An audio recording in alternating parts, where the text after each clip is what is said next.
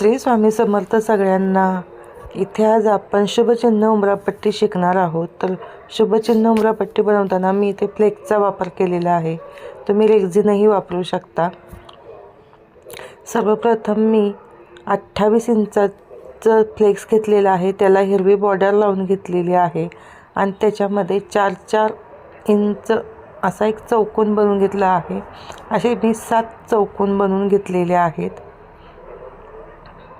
त्यानंतर मी प्रत्येक चौकोन हा योग्य असा कलरने भरून घेतलेला आहे. त्यामध्ये पहिला चौकोन आहे तो लाल रंगाने भरलेला आहे, दुसरा हा ऑरेंजने आणि तिसरा हा पिंक कलरने भरलेला आहे. चौथा चौकोन हा मी पूर्णपणे जांभळ्या कलरने भरलेला आहे. अशा प्रकारे मी 4 चौकोन भरून पूर्ण केलेले आहेत. त्यानंतर आपण परत जांभळ्या शेजारी पिंक कलर वापरायचा आहे, नंतर परत ऑरेंज आणि नंतर रेड असे परत सिरियली ते कलर भरून घ्यायचे आहेत.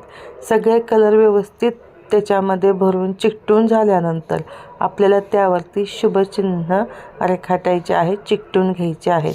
तर सर्वात प्रथम मी लक्ष्मीची पावले त्याच्यावरती काढलेली आहेत.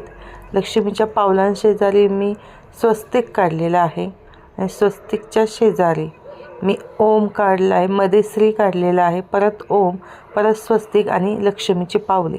अशा पद्धतीने मी शुभचिन्ह उंबरापट्टी तयार केलेली आहे. ही उंबरापट्टी खूप सुरेख दिसते आणि ही उंबरापट्टी तुम्ही तुमच्या दरवाजाच्या कडेला किंवा दरवाजाच्या समोर किंवा भिंतीच्या कडेला उंबरापट्टी म्हणून तुम्ही ठेवू शकता. खूप सुंदर वाटते. रांगोळी काढण्याची गरज नाही वाटत. इतकी सुरेख त्याच्यातले कलर दिसून येतात आणि ती उंबरापट्टी उठूनही दिसते.